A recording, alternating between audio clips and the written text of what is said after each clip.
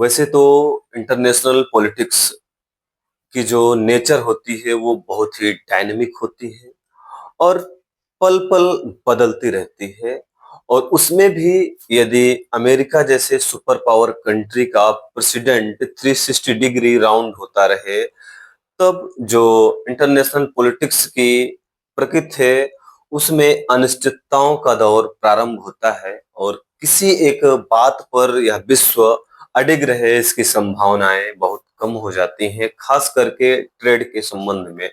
चूंकि Donald Trump America के राष्ट्रपति हैं, लेकिन राष्ट्रपति से ज्यादा वे एक बिजनेस माइंडसेट के पर्सन्स हैं और उनका एक ही उद्देश्य होता है कि किस प्रकार से मिनिमम रिस्क हो, मिनिमम लॉस हो और मैक्सिमम प्रॉफिट हो और उनका यह प्रॉफिट मिलता रहे।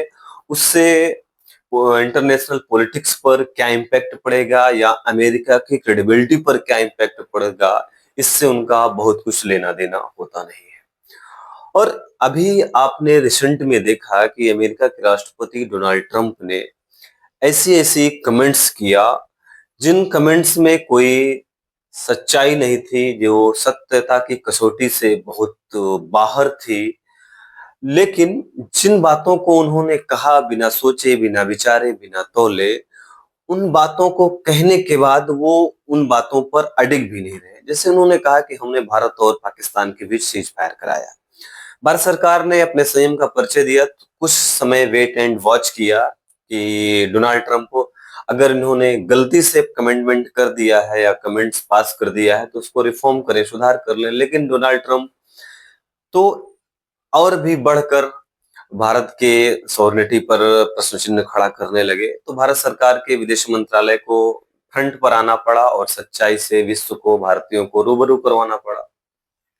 अब जब विदेश मंत्रालय ने, भारतीय सरकार ने एक तरीके से डोनाल्ड ट्रंप को एक्सपोज कर दिया, तो डोनाल्ड ट्रंप को गुस्सा आया और गुस्सा के पीछे उनका कई निहितार्थ था कि हम अब प्रेशर बनाते हैं भारत के ऊपर। तो उसमें उन्होंने पहला अनाउंसमेंट ये किया और अनाउंसमेंट क्या था, एक तरीके से जो एप्पल आईफोन के सीईओ हैं टिम कुक साहब, उससे उन्होंने कहा कि देखो टिम कुक, अब आपको जो प्लान है, नेक्स्ट प्लान है आपका कि आप हब बनाने जा रहे हैं एप्पल आईफोन के मैन्युफैक्चरिंग का इंडिया में। हम ये चाहते हैं कि आप इसको अमेरिका में शिफ्ट करो, भारत में शिफ्ट ना करो। हम आपको विशिष्ट प्रकार के स्पेशल फैसिलिटीज अवेलेबल कराएंगे और आप ये जो मैन्युफैक्चरिंग हब बनाना चाह रहे हो, इसको आप अमेरिका में ही शिफ्ट कर लो, चीन से निकलकर भारत में ना जाओ, बल्कि आप अमेरिका में आ जाओ। तो टिम कुक ने उन्होंने रिप्लाई किया डोनाल्ड ट्रंप को कि भारत में जारी रहेगा क्या आईफोन का प्रोडक्शन, और इसके लिए प्रोडक्शन ही नहीं जारी रहेगा बल्कि जो अन्य साइट्स हैं या सेंटर्स हैं उनकी भी स्थापना की जाएगी।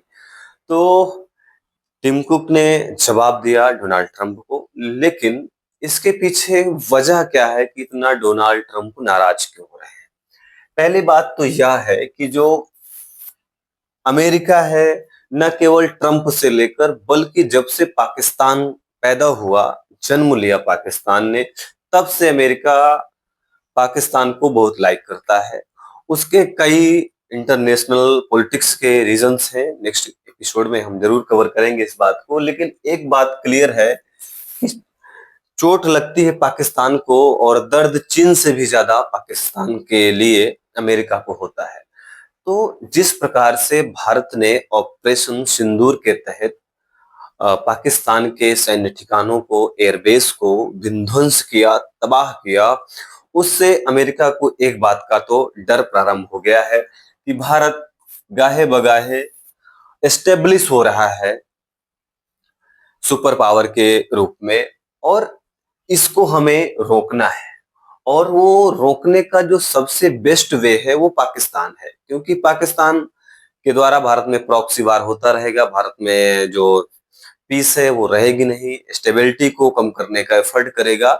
तो फायदा अल्टीमेट किसको मिलेगा? सुपर पावर अमेरिका को, क्योंकि जब भारत की जीडीपी बढ़ेगी, भारत की इकोनॉमी का साइज बढ़ेगा, तो चुनौती होगी सुपर पावर्स को, चुनौती होगी चीन को, चुनौती होगी अमेरिका को।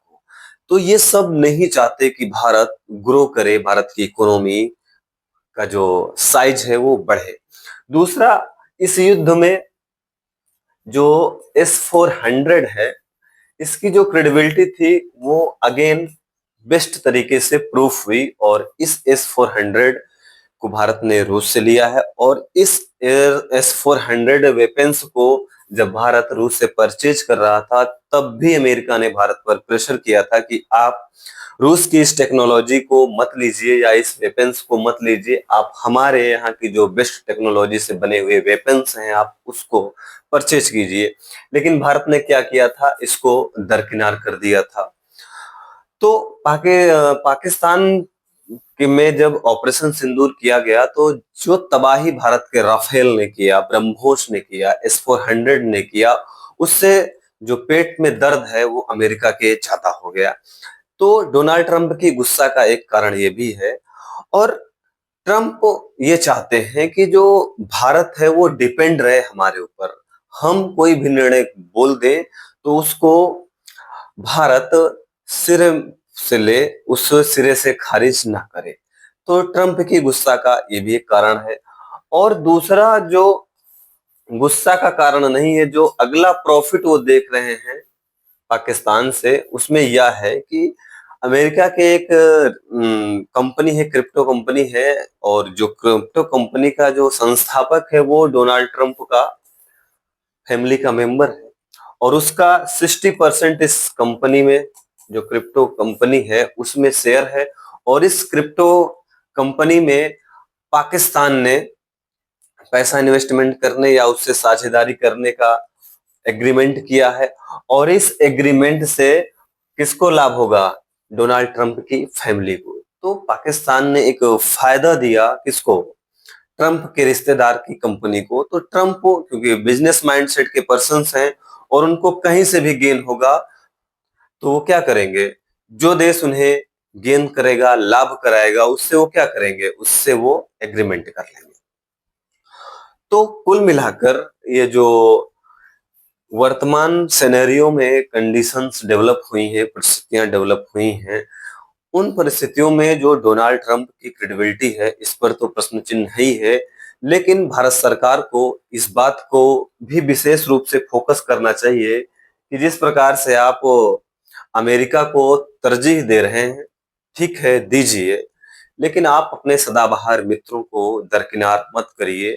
क्योंकि जिस तरीके से आपने ट्रंप के इलेक्शन में पार्टिसिपेट किया या उनको समर्थन किया, या अमेरिका को जिस तरीके से आप प्राथमिकता दे रहे हैं, इससे आपके वे सदाबहार मित्र जो आपके लिए सदा खड़े रहते हैं, उनमें दुख की भावना, क्षोभ की भावना पैदा होती है। और यह जो दुख है, क्षोभ है, यह होना भी चाहिए, क्योंकि रूस हमारा ऐसा सदाबहार मित्र है जिसने कभी भारत को धोखा नहीं दिया, हर फ्रंट पर भारत के साथ खड़ा रहा है। तो भारत को अपने मित्र, और मित्र जो बनने का दिखावा करते हैं, उनमें जो अंतर है उसको करना होगा, और अपने जो सदाबहार मित्र हैं उनको अपने साथ में लेकर चलना होगा, ताकि जो ये इंटरनेशनल पॉलिटिक्स में समय समय पर सुपर पावर अमेरिका के द्वारा भारत की जो व्यवस्था है या भारत की जो स्थिति है उसको कमजोर करने की कोशिश की जाती है। और वो कोई फर्स्ट बार नहीं हो रहा है। जब से भारत आजाद हुआ है, तब से अमेरिका के द्वारा समय समय पर भारत के साथ ऐसे कुछ निगेटिव कार्य किए गए हैं जिससे भारत को अपूरणीय क्षति हुई है। चाहे वो 1971 में जब भारत पाकिस्तान के बीच युद्ध हुआ था, तो उस युद्ध में पाकिस्तान को खुला समर्थन रहा हो, या फिर जो पीओके का मुद्दा हो उस पर, या फिर अन्य सारे जितने भी मामले हैं, उन मामलों में जिस प्रकार से भारत ने लाइक किया अमेरिका को, भारत ने पाकिस्तान को तो लाइक किया, लेकिन भारत को वो स्थान नहीं दिया जिस स्थान के काबिल है भारत। तो भारत को या चाहिए, भारत के फॉरेन मिनिस्टर्स को या जरूर चाहिए कि उन्हें नमक जैसे मित्र और चंदन जैसे मित्र में अंतर करना होगा। और ये हमेशा इस लाइन को रट लेना कि अंतर्राष्ट्रीय संबंधों में कोई ना अस्थाई मित्र होता है, ना कोई अस्थाई शत्रु होता है। ये कुछ हद तक सही हो सकती हैं लाइन्स, लेकिन ये पूर्ण रूप से सत्य नहीं है। इसलिए इंटरनेशनल पॉलिटिक्स में भी कुछ अस्थाई मित्र होते हैं और कुछ अस्थाई शत्रु होते हैं और कुछ मौका परस्त मित्र होते हैं। इनका भी भारत सरकार को ध्यान रखना चाहिए। तो इस एपिसोड में इतना ही, और लास्ट में इतना कहना है कि ट्रंप के बयानों को बहुत ज्यादा सीरियस नहीं लेना है। ट्रंप एक बिजनेस माइंडसेट पर्सन है, उनको जहां से लाभ मिलता है वो उधर घूम जाते हैं।